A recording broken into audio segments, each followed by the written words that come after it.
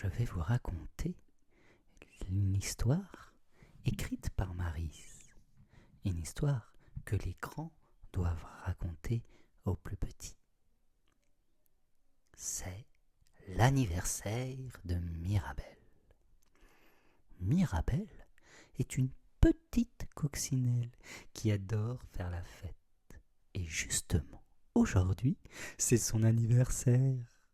Pour l'occasion, Mirabelle a mis sa plus jolie robe rouge à pois noirs. On dit que le nombre de petits points noirs donne l'âge des coccinelles. La robe de Mirabelle a 5 points noirs. Alors devinez, elle a quel âge? Et oui, elle fête ses 5 ans.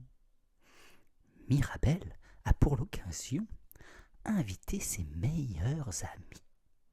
Elle a invité Théo, l'escargot. Elle a aussi invité Camille, la petite chenille. Et puis aussi Léon, le beau papillon. Émilie, la gentille fourmi. Lulu, la timide libellule. Mireille, la jolie abeille. Et enfin, Albert, le ver de terre. Albert, le ver de terre, a tout organisé pour ce grand jour. Et il a donné à chacun des instructions très précises. Quant à Théo, l'escargot, avec Albert, le ver de terre, tous les deux, ils adorent la pluie. Et c'est sous une pluie battante qu'ils ont trouvé de magnifiques salades toutes fraîches dans le potager de Madame Bigouti.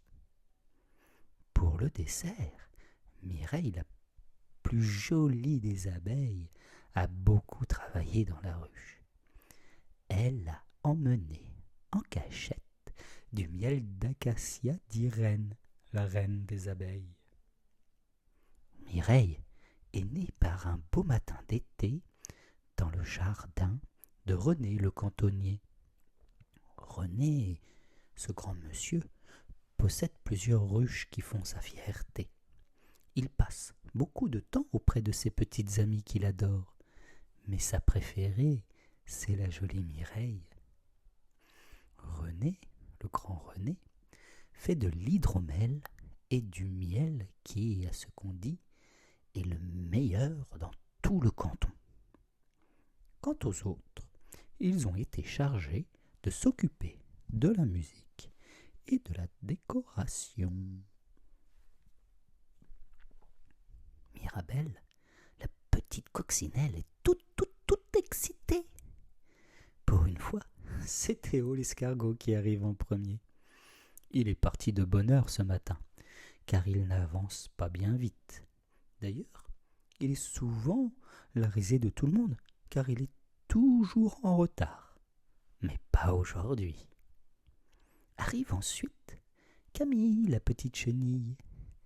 Et Camille attend avec impatience le jour où elle deviendra papillon, comme son ami Léon. Elle a déjà rêvé de la couleur de ses ailes, qui d'après elle seront comme l'arc-en-ciel. Et surtout, elle pourra voler toute la journée. Émilie, la gentille fourmi, arrive à son tour. Elle est un peu essoufflée, car elle arrive du jardin de René, le cantonnier. Elle a travaillé toute la nuit avec ses sœurs pour construire sa fourmilière. Léon, le beau papillon, fait une entrée royale avec Mireille, la jolie abeille. Léon est amoureux, en secret, de Mireille. Il est très coquet et passe beaucoup de temps à soigner son apparence. Il a dormi toute la nuit dans un champ de violettes et c'est tout parfumé qu'il se présente à Mireille et qui elle-même n'est pas non plus insensible à son charme. Maintenant, la fête peut commencer.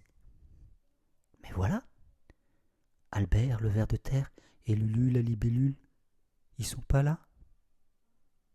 Mais où sont-ils donc passés? personne ne les a vus, personne ne les a croisés en chemin. Tous nos amis sont un peu inquiets, d'autant plus que la nuit commence à arriver et que les salades commencent à se faner. Soudain, dans un grand vacarme, débarquent Lulu la libellule et Albert le ver de terre. Mais c'est étrange. Qu'est-ce qui leur est-il arrivé? Lulu vole de travers et Albert va pas très droit. Je crois bien que nos deux compères ont un peu abusé de l'hydromel, dit Camille, la chenille en riant. Tu ne crois pas si bien dire, dit Émile Albert. Je promenais le long d'une belle bassine quand soudain j'ai glissé et je suis tombé dedans. Le hic, c'était qu'elle était pleine d'hydromel. Alerté par mes cris, Lulu qui passait par là est venue à mon secours.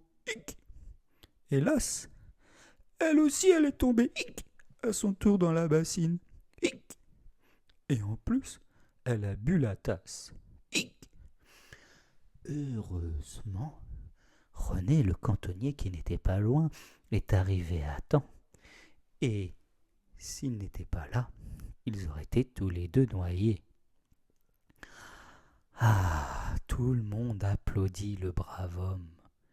Et ce fut alors la distribution des cadeaux. Mirabelle reçut un pot de miel, de belles feuilles d'épinards, un magnifique ruban rouge, ainsi qu'un trèfle à 4 feuilles trouvé dans le jardin de Madame Bigoudi. « Cela te portera bonheur, dit Émilie la gentille fourmi. » Théo, l'escargot, qui avait fait des travaux de rénovation, invita tout le monde à visiter sa maison. Tout le monde, sauf Albert et Lulu, qui étaient tellement malades d'avoir bu tout cet hydromel qui s'étaient endormis sous un vieux chêne. Et c'est ainsi que se termina cette journée mémorable.